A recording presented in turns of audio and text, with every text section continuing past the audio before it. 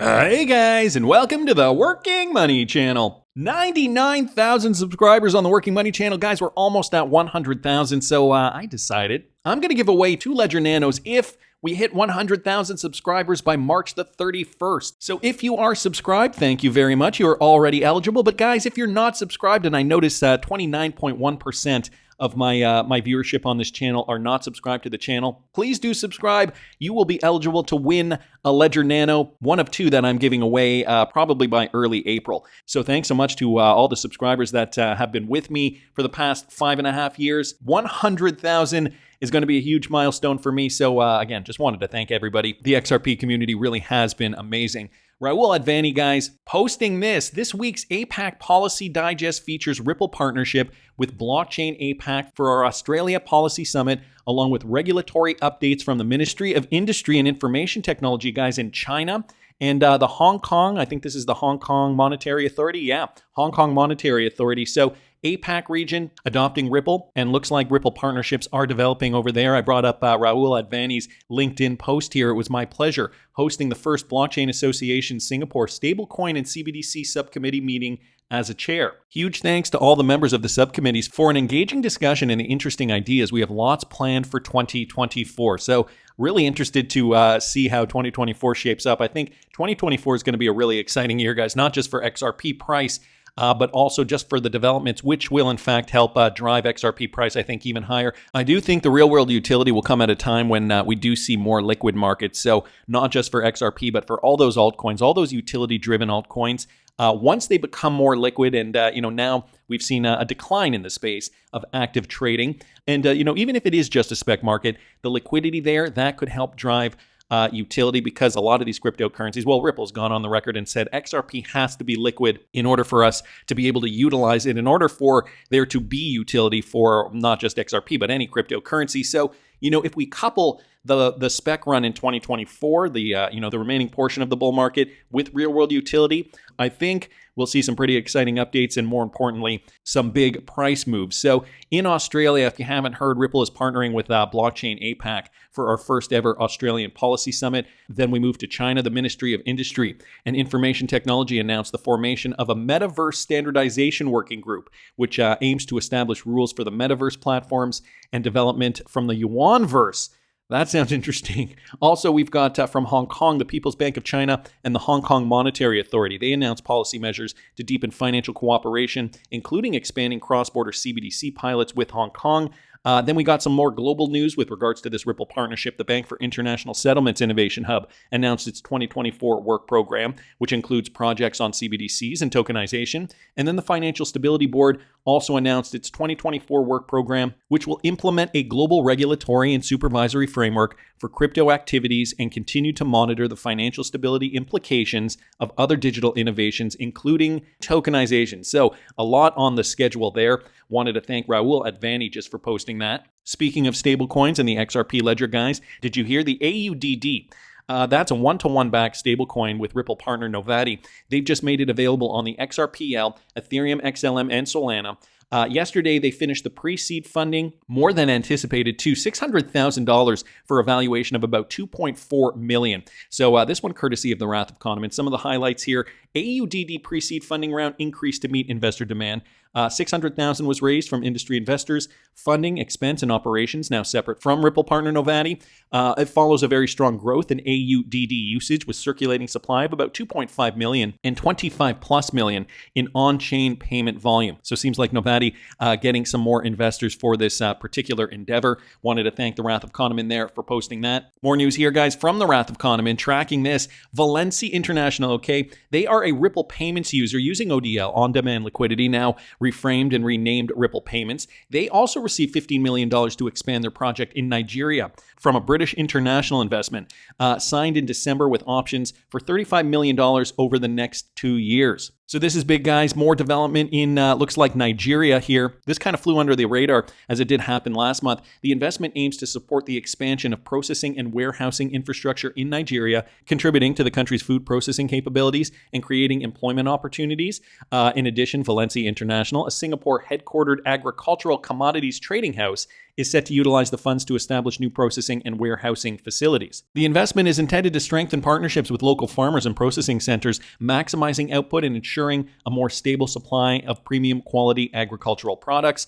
And then we got a little blurb here. UK Deputy High Commissioner Johnny Baxter expressed excitement about the new investment, emphasizing its potential to enhance Nigeria's food processing capabilities and generate jobs across the nation. So not only are we seeing the benefits for the Nigerian food supply chain, we're also seeing it produce more jobs over there in Nigeria. The investment aligns with the UK's sustainable agricultural initiatives in Nigeria, contributing to greenhouse gas emissions mitigation, climate adaptation, and overall economic growth. So boom, great news for Ripple partner Valencia International securing more money to establish this new processing warehouse. Again, they are a Ripple payment user via ODL. Here's another reference from Wrath of Kahneman just discussing this in more detail from March of 2023. Profile for Valencia International, a Ripple user. They're an international commodity trading house in Singapore, as I mentioned, with a portfolio of agro and consumer goods. So we're also seeing, these companies, different types of companies that could probably also benefit from different types of blockchain capabilities. In this case, Valencia International is using ODL, but I could see this company, and the first company that comes to mind is VeChain with their blockchain solutions for traceability. I could see a company like this either going with another blockchain-related company like VeChain for traceability purposes. Again, they are in the agro and consumer goods industry, but either that or decide, okay, we can utilize the XRPL blockchain. We already have a partnership with Ripple, so maybe we'll actually use the XRPL blockchain for something similar. And I do believe there is already projects being built on the XRPL that is similar to what VeChain is already doing for traceability. So interesting news here. Wanted to thank the Wrath of Kahneman for posting that. Speaking of VeChain, Eisenreich here posting this with regards to one of my favorite projects. And the reason I say that, a double-edged sword coin, moves very well in the spec market, but also has real-world utility behind it. So they have partnered with Movelo. They've targeted a multi-trillion-dollar sector for sustainable transportation. So here it is. VeChain set to conquer the payments market with innovation Harvard winner Movelo. A new move here, guys. Movelo, an innovative mobile payments app, empowers employers to incentivize their employees to commute to work sustainably. The app motivates users to choose environmentally friendly transportation methods by offering rewards sponsored by businesses and companies committed to reducing their carbon footprint. Now, ideologically, do I believe in this? However, if this is the way the world is going, and if this is what these types of companies are delivering, people are going to have to maybe jump on board depending on where you live. This approach not only addresses transportation challenges, but also ensures effective and tangible use of environmental funds, moving away from the elusive concept of carbon credits. So that's an interesting development there, moving away from the concept of carbon credits and just, tracing it directly, organically. So VeChain and Movelo have teamed up. Winner of the Harvard Hackathon, Movelo is a mobile app that allows employers to pay their employees to commute to work in a more sustainable way. So, at the end of the day, money talks. And so if employees can take the bus versus take their car, or take a bicycle versus take the bus, I guess, that is more sustainable. And so maybe they will decide to do that if it means a few extra bucks in their pocket at the end of the day. It does remind me, though, of that one of those Black Mirror episodes where people keep getting rewarded for doing positive things in society. And they're the most inane things. I forget what episode or what season it was. Nevertheless, if you guys remember, please do put it down in the comment section. But guys, we're seeing it here now in real life. 2024, VeChain set to conquer the payments market with innovative Harvard winner Movelo. So that's some interesting news. Wanted to thank Eisenreich for posting that. Another public service announcement, guys, this one from Michael Branch. David Schwartz has come out exposing a scam, unveiling increasing sophistication of fraudulent tactics in the cryptocurrency world. So David Schwartz sounded the alarm on a new crypto scam, showcasing the increasing sophistication of fraudulent activities that we've seen down here. The mastermind behind the XRP ledger and the current chief technology officer at Ripple recently issued a warning regarding a deceptive scheme targeting users of the popular NFT marketplace OpenSea. So I don't know. This piqued my interest because coincidentally, I got the same type of email here. New offer received. So if you guys are getting this from OpenSea, it is fake. Do not click on anything. David Schwartz did caution. The key sign would be if you mouse over the review offer link, it goes to SurveyMonkey. If you click on it, you would have gotten a fake OpenSea page, but SurveyMonkey has already blocked it. So Looks like there are measures in place now to combat this. At least the revelation comes at a time when the crypto industry is grappling with an upsurge in scam cases. Guys, we're going to continue to see an upsurge in scam cases just because the market is heating up. As you guys can see over the last few hours, Bitcoin has also heated up, coming up above $41,000. So, it's going to be an ebb and flow. As we move throughout this bull run, we are going to see more scams in the space. And I'm not going to lie, it's been a great 2023. 2024, I think, in my opinion, will yield us more profits from our cryptocurrency, but we have to unfortunately take the good with the bad, and that means probably more scams that we have to be aware of. So again, I'm looking to hit 100,000 subscribers. All you have to do is subscribe to the channel, and I will be giving away not one, but two Ledger Nanos to 2 lucky subscribers of the channel. I'm almost at 100,000, guys. Really want to hit that milestone. Anyway, wanted to thank Michael for posting that. Some more news coming out of Australia. The Commonwealth Bank of Australia has relaunched its online foreign exchange cash services, guys, using Ripple partner Travelex. This one courtesy of the Wrath of Kahneman. CBA's 11 million customers will access 30-plus currencies on Ripple partner Travelex. Travelex and CBA's partnership signals a positive shift in Australia's retail FX landscape post the beer flu. So Travelex, guys, again, a Ripple partner, has relaunched its online foreign exchange or FX cash service in collaboration with the Commonwealth Bank of Australia. So a big partnership here with a Ripple partner and the Commonwealth Bank of Australia, the country's largest bank.